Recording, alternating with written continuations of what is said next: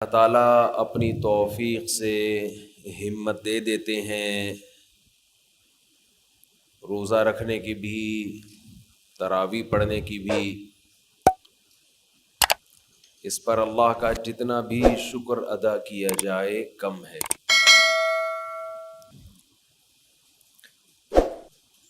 لئن شکرتم لازیدنکم ولئن کفرتم ان عذابی لشدید۔ فرمایا اگر شکر کرو گے تو میں اپنی نعمتوں میں اضافہ کروں گا، اور اگر ناشکری کرو گے تو میرا عذاب بہت سخت ہے۔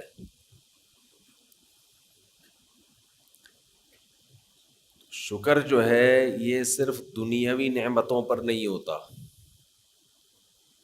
اللہ نے آپ کو صحت دی، مال دیا، عافیت والی زندگی دی، صرف اس پہ شکر نہیں ہے۔ اگر کسی نیکی کی اللہ نے آپ کو توفیق عطا فرمائی تو اس پر بھی اللہ کا شکر ادا کرنا لازم ہے۔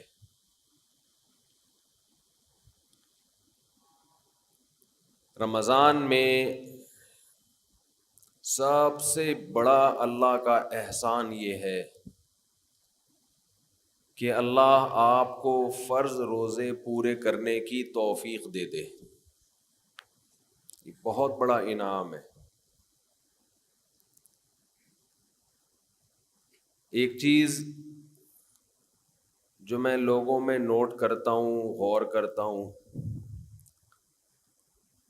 جن لوگوں کو روزے رکھنے کی توفیق ملتی ہے وہ چونکہ عادی ہوتے ہیں، ہر سال رکھ رہے ہوتے ہیں، تو وہ روزوں کو روٹین کا ایک حصہ سمجھتے ہیں، اور جو اس نعمت پر ان کو احساس ہونا چاہیے کہ اللہ نے ہم سے کتنا بڑا کام لیا، وہ احساس ان کو نہیں ہوتا۔ جب اللہ آپ کو کوئی بڑی نعمت دیتا ہے تو اللہ بھی یہ چاہتا ہے کہ یہ اس نعمت پر خوش ہوں۔ کسی نے آپ کو بہت بڑا گفٹ دیا،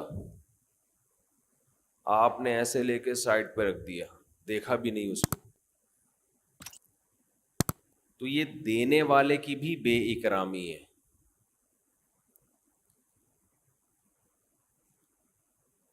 تو جیسے اللہ یہ چاہتے ہیں کہ لوگ گناہوں پہ خوف زدہ ہوں، گناہ کر کے ندامت ہو، جرم کا احساس ہو، اسی طرح اللہ یہ چاہتے ہیں کہ نیکی کر کے ان میں شکر کا جذبہ پیدا ہو، خوشی محسوس ہو۔ اگر کوئی شخص گناہ کرتا ہے تو جس کا آخرت پر یقین نہیں ہے اسے گناہ کر کے کبھی بھی شرمندگی محسوس نہیں ہوگی، وہ کرتا چلا جائے گا۔ لیکن اگر آپ گناہ کرنے کے بعد شرم محسوس کرتے ہیں، ندامت ہوتی ہے، تو یہ ایمان کی علامت ہے، آخرت پر یقین کی علامت ہے، اللہ کے وجود کے یقین کی علامت ہے۔ بالکل اسی طرح اگر نیکی کر کے خوشی محسوس ہوتی ہے تو یہ بھی ایمان کی علامت ہے، خوشی کی، یہ بھی آخرت پر یقین کی علامت ہے۔ اور اس کا ایک دنیا میں فائدہ یہ ہوتا ہے کہ اس سے مزید نیکی کی توفیق ملتی ہے۔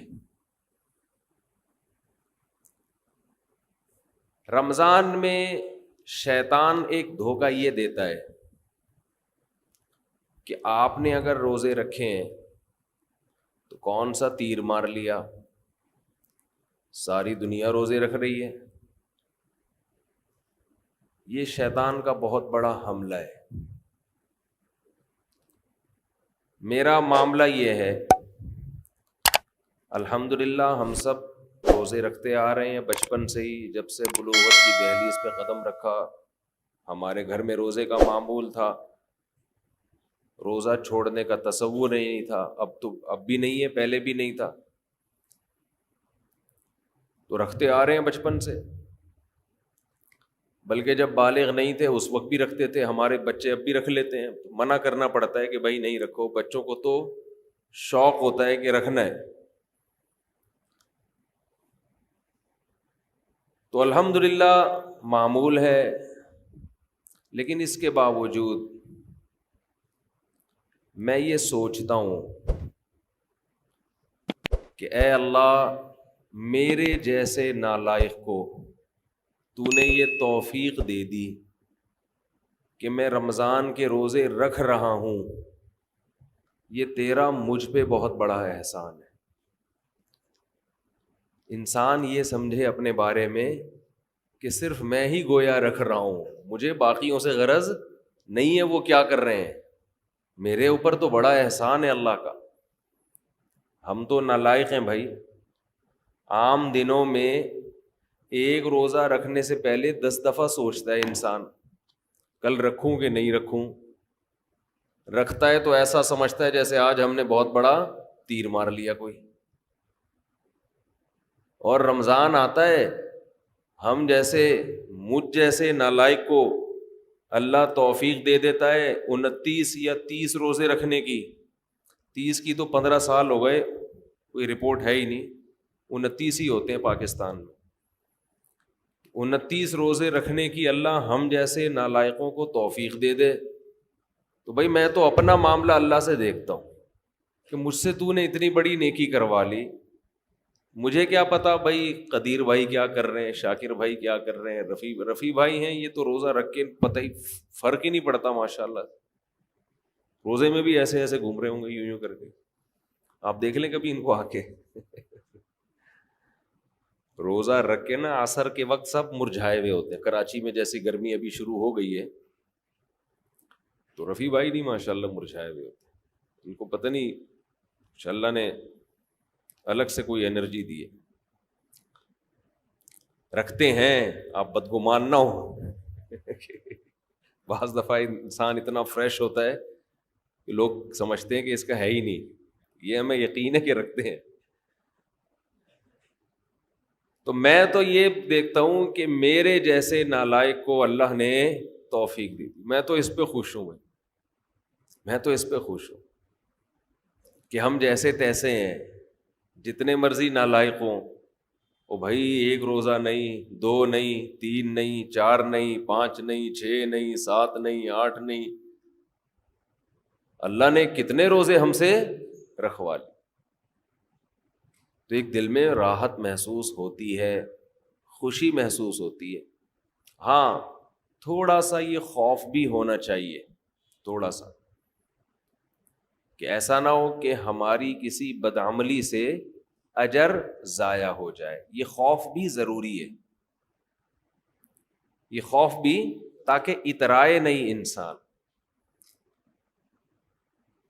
لیکن اصل تو یہ ہے کہ یہ کیا ہے، نعمت ہے۔ ہمارے نبی صلی اللہ علیہ وسلم سے بھی ثابت ہے، ہمارے نبی اپنے آپ کو موٹیویٹ کرتے تھے روزہ رکھ کے، اپنے آپ کو موٹیویٹ کر رہے ہیں، اپنی حوصلہ افزائی کر رہے ہیں۔ کیسے حوصلہ افزائی؟ جب آپ صلی اللہ علیہ وسلم روزہ افطار کر لیتے، کیسے انسان کو خوشی محسوس ہوتی ہے نا۔ آج خوشی اس لیے نہیں ہو رہی کہ سحری میں 3 پراٹھے پھوڑے ہوئے ہوتے ہیں، پھینیاں کھجلے کھائے ہوئے ہوتے ہیں، بھوک ہی نہیں لگ رہی ہوتی، وہ تہ جو بیٹھنا شروع ہوتی ہے عصر مغرب میں جا کے، تو وہ جو ڈکاریں، اکثر لوگ مجھ سے رمضان میں یہ پوچھ رہے تھے کھٹی ڈکاریں نگلنے سے روزہ تو نہیں ٹوٹتا؟ ایسا لگتا ہے ہر آدمی کھٹی ڈکاریں ہی نگل رہا ہے سارا دن بیٹھ کے، کیونکہ ہر آدمی یہ مسئلہ پوچھ رہا ہوتا ہے کھٹی ڈکاریں نگلنے سے روزہ تو نہیں ٹوٹتا۔ ابے بھائی تو کیا ڈکاروں کے علاوہ اور کوئی کام نہیں ہے کیا؟ بہرحال یہ تو میں ایسے ہی کہہ رہا ہوں، لیکن جتنا مرضی 3 کیا 4 بھی کھا لو تو بھی بہرحال انسان ایک مجاہدہ کرتا ہے. تبھی تو دنیا پرست آدمی ایک روزہ بھی نہیں رکھتا. ہٹے کٹے لوگ دیکھے ہم نے، ڈاکٹروں نے ان کو کہا وہ بھی ہے کہ تم نہیں کھاؤ، تمہارے لیے کھانے کے علاوہ دنیا کا ہر کام تم پہ سوٹ کرتا ہے،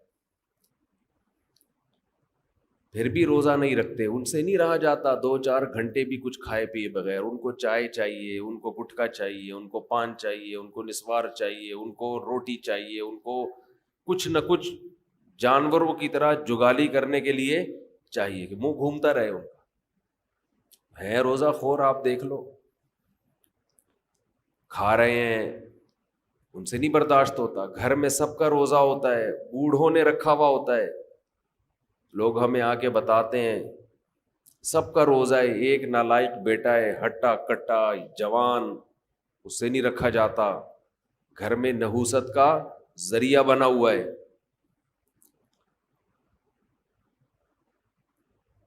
تو ایسے ہی صورت میں اللہ اگر آپ کو توفیق دے دیتا ہے تو ٹھیک ہے، تھوڑا خوف بھی ہونا چاہیے کہ پتہ نہیں قبول ہو رہا ہے کہ نہیں ہو رہا، لیکن امید کو، شکر کو خوف پر غالب رکھنا چاہیے. تو میں یہ کر رہا تھا، ہمارے نبی بھی اپنے آپ کو موٹیویٹ کیا کرتے تھے. کیسے؟ حالانکہ ہمارے نبی میں خواہشات پہ کنٹرول کرنے کی بہت طاقت تھی. آپ تو 24 گھنٹے کا روزہ رکھتے بسا اوقات. تو آپ صلی اللہ علیہ وسلم جب روزہ افطار کرتے تو کیا فرماتے؟ ذہب الظما، پیاس چلی گئی. ذہب الظما، پیاس چلی. تھوڑی دیر کی ٹینشن تھی، ہمارے اللہ نے وہ پریشانی ختم کر دی. وَبَتَلَّتِ الْعُرُوقُ، رگیں تر ہو گئیں. جو خشکی جسم میں تھی، چہرے پہ انسان کے خشکی پیدا ہو جاتی ہے نا، تو آپ صلی اللہ علیہ وسلم فرماتے ابتلت العروق، رگیں تر ہو گئی. یہ دنیاوی ٹینشن جو تھوڑی دیر کی تھی یہ بھی اللہ نے ختم کر دی. وَثَبَتَ الْأَجْرُ إِنْ شَاءَ اللَّهُ، اور اللہ نے چاہا تو اجر ہمارے نامہ اعمال میں لکھ دیا گیا. یعنی یہ ہمارے لیے کتنی خوشی کی بات ہے کہ ہمارے رب نے ایک نیکی ہم سے کروا کے جو پریشانی تھی وہ بھی ختم کر دی، اور نیکی کا ثواب ہمیشہ کے لیے ہمارے اعمال میں درج کر دیا. جب انسان گناہ کرتا ہے تھوڑی دیر کی لذت حاصل ہوتی ہے، یہ لذت تھوڑی دیر بعد ختم، اور نحوست اور گناہ اور اس کا عذاب آپ کے اعمال میں ہمیشہ کے لیے لکھ دیا گیا. ایسا ہوتا ہے کہ نہیں ہوتا؟ بد نظری ہے، انٹرنیٹ پر کوئی فحش چیز دیکھ رہے ہو، زنا کر رہے ہو، کچھ حرام کھا رہے ہو، تھوڑی دیر کا گناہ ہے، لذت تھوڑی دیر کی ہے، مزہ تھوڑی دیر کا. کوئی گناہ ایسا نہیں ہے جس میں ہمیشہ کا مزہ ہو. اللہ نے انسان کی خواہشات کو محدود اور صلاحیتیں بھی محدود. جو لوگ جوانی میں زنا کرتے ہیں، 1 بار کریں گے، 2 بار کریں گے، ان کو زنا میں بھی لذت نہیں رہتی، پھر وہ عادت پڑ جاتی ہے حرام کی، گند میں منہ مارنے کی، لیکن وہ لذت نہیں رہتی. اور جب عمر آہستہ آہستہ بڑھتی ہے، بڑھاپا آتا ہے، تو ٹھڑک باقی رہ جاتی ہے، زنا کرنے کی طاقت ختم. مچلتا رہتا ہے ہر وقت، سسکیاں لیتا رہتا ہے، ٹینشن ساری زندگی کی. لیکن طاقت کیا ہو گئی؟ خوب سمجھ لیں، جو جوانی میں زنا کرتا ہے خوب سمجھ لے بڑھاپے میں زنا کا جذبہ کبھی بھی ختم، بول لینا، نہیں ہوتا. اس خوش فہمی میں نہ رہنا کہ ہم جوانی میں زنا کر رہے ہیں تو بڑھاپے میں خود ہی چھوٹ جائے گا. نا نا نا نا نا نا نا, یہ بہت بڑی بھول ہے. زنا کا شوق بڑھاپے میں, اگر جوانی میں نہیں چھوڑا زنا تو بڑھاپے میں یہ شوق ختم نہیں ہوتا. اب خود سوچو, ایک چیز کا شوق باقی ہے لیکن اس کی طاقت ختم ہو گئی, کس قدر ٹینشن ہے, کس قدر عذاب ہے یہ. جن لوگوں کو جوانی میں لڑکوں سے بدفعلی کی عادت ہو, خوب سمجھ لو, بڑھاپے میں یہ عادت کم نہیں ہوتی بلکہ بڑھتی ہے, لیکن برائی کی طاقت ختم ہو جاتی ہے. ایسے لوگوں کا بڑھاپا جوانوں سے زیادہ بدتر گزرتا ہے, بہت خطرناک. اللہ نے بڑھاپے میں یہ خاصیت رکھی ہے کہ جو چیز آپ میں جوانی میں ہوتی ہے, جو چاہتیں بڑھاپے میں وہ کم ہونے کے بجائے بڑھتی ہیں. سمجھ رہے ہیں کہ نہیں سمجھ رہے؟ بار بار حدیث پیش کر چکا ہوں میں, نبی صلی اللہ علیہ وسلم نے فرمایا, یحرم ابن آدم ویشب فیہ اثنتان, الحرص علی المال وطول الامل. نبی صلی اللہ علیہ وسلم نے فرمایا, انسان جیسے جیسے سے بوڑھا ہوتا ہے, عمر بڑھتی ہے, دو چیزیں اس میں جوان ہوتی چلی جاتی ہیں. کیا مطلب؟ طاقت پکڑتی ہیں دو چیزیں. جسم جیسے جیسے کمزور ہو رہا ہے نا عمر بڑھنے سے, دو چاہتیں اس میں کمزور ہونے کے بجائے جوان ہو رہی ہیں. ایک لمبی لمبی امیدیں, دوسرا حرص, لالچ, مال کی ہوس, یہ کم ہونے کے بجائے بولو بڑھتی ہے. پہلی بات تو یہ سمجھ لیں کہ نبی نے یہ نہیں فرمایا کہ انسان جیسے جیسے بوڑھا ہوتا ہے دو چیزیں پیدا ہوتی ہیں, یہ نہیں فرمایا, بلکہ فرمایا دو چیزیں, دو برائیاں جوان ہوتی ہیں. جوان وہی چیز ہوتی ہے جو پہلے پیدا ہو چکی ہو. اس حدیث کا صاف مطلب ہے کہ جوانی میں اگر ان دو چیزوں کو ختم کر دیا, برائیوں کو, تو پھر بڑھاپے میں یہ دو چیزیں جوان نہیں ہوتی. جب ہے ہی نہیں تو جوان کہاں سے ہوں گی؟ اور اگر جوانی میں ان دو برائیوں کو آپ نے ختم نہیں کیا تو اس امید پہ مت رہنا کہ جب بوڑھا ہو جاؤں گا تو یہ دو برائیاں مجھ سے ختم ہو جائیں گی. نا نا نا نا, بڑھاپے میں یہ بڑھیں گی. نہیں سمجھ میں آ رہی یار, بہت مشکل ہو گیا سمجھانا. میں سمجھا پا رہا ہوں اپنی بات؟ لوگ کیا کرتے ہیں, جوانی میں پلان بنا رہے ہوتے ہیں, موت کی تیاری نہیں کرتے نا. یہ پروجیکٹ, یہ پروجیکٹ, یہ پروجیکٹ, پیسوں کی ہرس, لالچ, یہاں سے گھسیٹو, میرا بحریہ ٹاؤن میں اس کے 2 پلاٹ, میرے 3 ہونے چاہیے.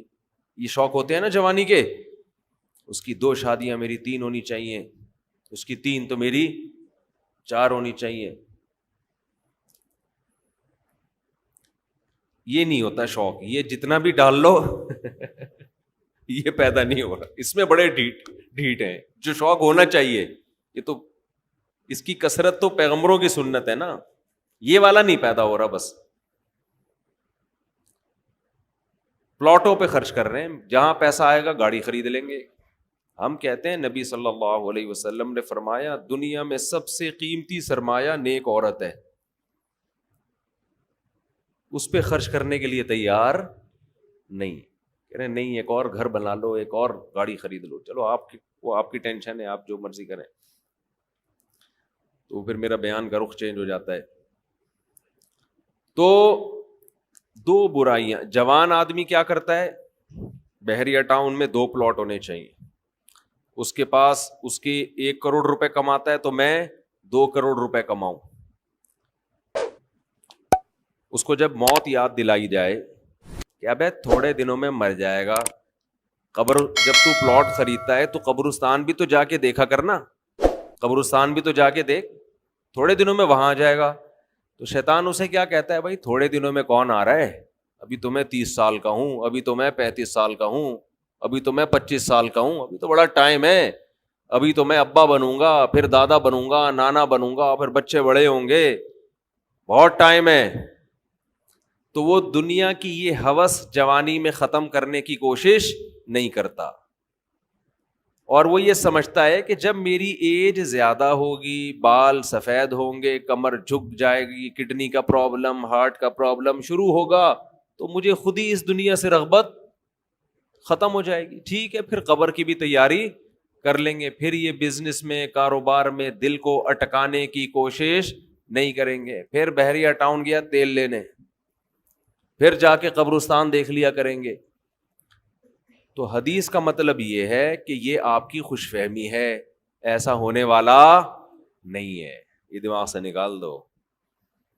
جیسے جیسے عمر بڑھے گی نا, یہ لالچ اور طول الامل, لمبی امیدیں, لمبی امیدیں کا کیا مطلب, میں بھی نہیں مروں گا, یہ امیدیں کم نہیں ہوں گی بلکہ بڑھیں گی. اور پیسوں کی جو محبت ابھی آپ کے دل میں ہے یہ کم نہیں ہوگی, یہ محبت اور زیادہ بڑھے گی. میں کمال ہے نبوت کے علوم پر, ہم نے اپنی زندگی میں جو بوڑھے ہیں نا, جنہوں نے جوانی میں لالچ ختم نہیں کی, بالکل 100% اس حدیث کے مطابق ان کو پایا ہے, بالکل 100%.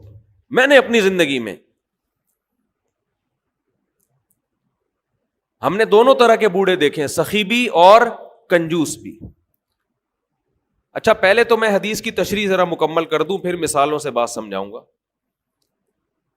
حدیث میں جب بھی یہ آتا ہے نا کہ یہ 2 چیزیں ایسی ہیں یا 3 چیزیں, تو یاد رکھو حدیث میں وہ عدد مقصود نہیں ہوتا. یہاں سے بہت سے لوگ دھوکہ کھاتے ہیں.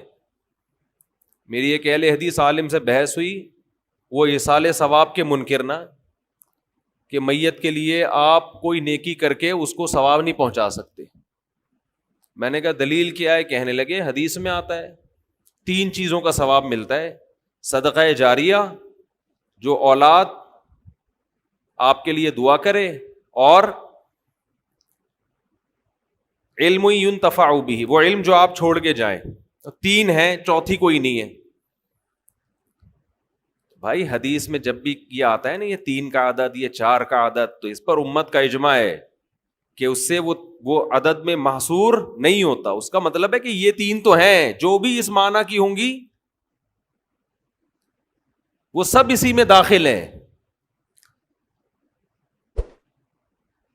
جیسے حدیث میں آتا ہے, ایک صحابی نے عرض کیا, یا رسول اللہ, میں اپنی والدہ کے لیے صدقہ کرنا چاہتا ہوں, کیا ثواب ملے گا؟ آپ نے فرمایا ہاں. اب یہ نہیں کہ صرف صدقے میں ہی انحصار ہے, صدقہ تو ایک نیکی ہے.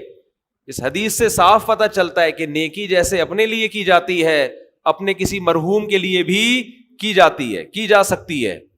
آپ صدقے کے لفظ کو پکڑ کے بیٹھ گئے کہ صدقہ ہے تو باقی نہیں ہے, تو صدقے میں کون سی ایسی خاص بات ہے؟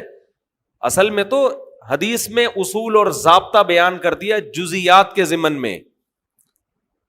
قرآن و سنت کی عادت ہے کہ جزیہ بیان کر کے لا بیان کیا جاتا ہے. جیسے قرآن کہہ رہے ماں باپ کو اف نہ کرو, تو یہ ایک جزیہ ہے, لیکن اس کے ضمن میں ایک لا بیان کر دیا کہ تکلیف نہ پہنچاؤ, کیونکہ اف کہنا بھی کیا ہے؟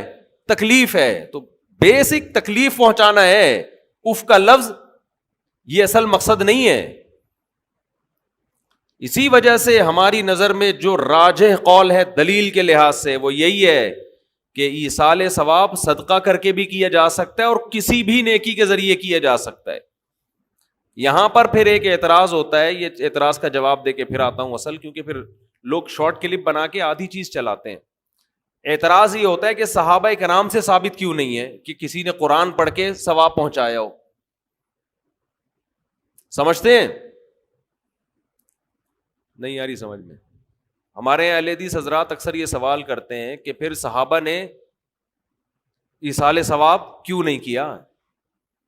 اس کا جواب یہ ہے کہ ایصال ثواب نام ہے اس نیت کے ساتھ نیکی کرنا کہ یہ ثواب کس کو پہنچے؟ مرحوم کو پہنچے. یہ نیت ہے امر باطن. ہمارے سامنے صحابی کی نیکی تو آئے گی, ان کا دل کا ارادہ ہمارے سامنے نہیں آئے گا. جیسے ایک صحیح حدیث تو آ گئی ہمارے سامنے کہ صحابی نے نبی سے پوچھا کہ میں صدقہ کر رہا ہوں, نیت کیا ہے؟ والدہ مرحوم یا والد مرحوم کے لیے کنواں بنا رہا ہوں. اب باقی جس صحابی نے اپنے کسی مرحوم کے لیے کیا کیا وہ تو ان کے دل کی حالت تھی نا, ہمارے سامنے تو وہ عمل آئے گا, دل کی نیت تھوڑی ہمارے سامنے آئے گی. ہاں اجتماعی سطح پہ کسی نے مرحوم کے لیے کچھ کیا ہوتا وہ پھر چھپنے والا کام نہیں تھا, وہ نقل ہوتا, اور ایسی کوئی حدیث نقل نہیں ہے. اس لیے ہم کہتے ہیں اجتماعی سطح پہ ایصال ثواب ناجائز ہے, بدعت ہے. نہیں آئی بات میرا خیال. اخپل طریقے سے انفرادی طور پر آپ کوئی نیکی کریں مرحوم کے لیے ٹھیک ہے, لوگوں کو جمع کر کے کریں یہ عمل کیا بن جائے گا؟ بدعت. کیونکہ اگر جمع کر کے کرنا جائز ہوتا تو پھر یقیناً صحابہ سے ثابت ہوتا, پھر یہ عمل چھپنے والا تھا نہیں. سمجھ میں آ رہی ہے بات؟ کہ آپ اگر چھپ کے یعنی قرآن خوانی میت کے ایصال ثواب کے لیے ہم اس عمل کو بدعت سمجھتے ہیں,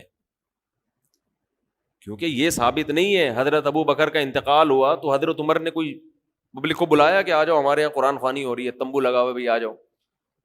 اپنے طور پر اخپل طریقے سے بیٹھ کے پڑھو بھائی, اخپل طریقے سے میت کے لیے کوئی بھی سورت پڑھ لو, کوئی بھی نیکی کر لو. بہتر تو یہی ہے کہ صدقہ کو فوکس کرو جو حدیث میں منصوص ہے, جس کا حدیث میں صراحتاً ذکر ہے, تو سب سے افضل تو یہی ہے.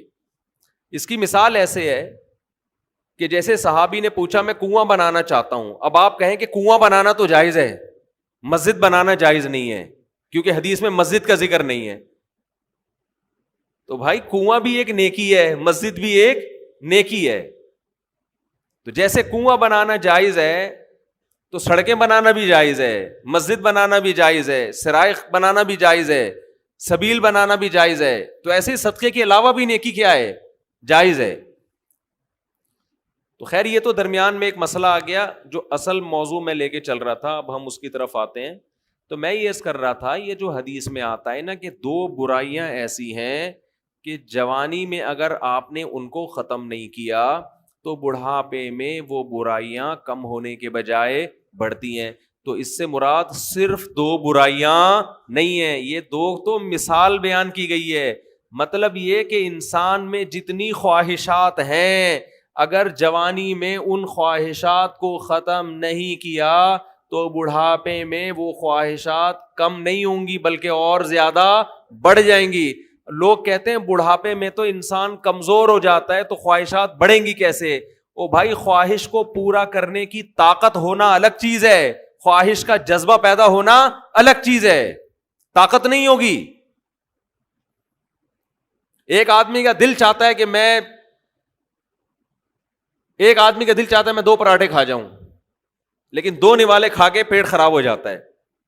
جذبہ تو ہے 2 پراٹھوں کا, پاور ایک پراٹھا ہضم کرنے کی بھی نہیں ہے. تو پاور ہونا الگ چیز ہے, کیونکہ پراٹھے پر جب لوگ بیان سنتے ہیں تو ان کا دل چاہتا ہے کھانے کا, اور ویسے بھی روزہ ہے, اچھا بھی لگ رہا ہے منہ سے پراٹھا بولتے ہوئے ملائی کے ساتھ. آج میں نے قدیر بھائی سے پوچھا فجر کی نماز کے بعد کہ سحری میں کیا کھایا, انہوں نے کہا ملائی سے پراٹھا. میں نے کہا یار میرا دل خراب کر دیا آپ نے. دودھ کی جو بلائی ہوتی ہے نا گرم, فریج کی رکھی ہوئی نہیں, فریج والی نہیں, دودھ سے جو گرم گرم ملائی نکلتی ہے اس میں تھوڑی سی چینی ڈال دیں. ڈاکٹر منع کرتے ہیں چینی نہ ڈالیں, آپ ڈال دیں, صحیح ہے نا. بہت زیادہ ڈاکٹروں کو فری کرانے کی ضرورت نہیں ہے. بس ایک چیز کا خیال کیا کرو کہ اتنا مت کھاؤ کہ وزن بڑھنا شروع ہو جائے. بس جب وزن بڑھ رہا ہے تو اس کا مطلب پھر میٹھے پہ تھوڑا کنٹرول کرو. وزن نہیں بڑھ رہا, کنٹرول میں ہے, اور کنٹرول میں صرف اس سے نہیں ہوتا کہ نہیں کھاؤ. بھائی اچھا کھاؤ, اللہ کے بندو, اللہ نے نعمتیں دی ہیں یار. خربوزے کھا رہے ہیں اس میں افطاری میں, پکوڑے چھوڑ کے. افطاری میں بھی خربوزے ہی سے افطار کرنا ہے.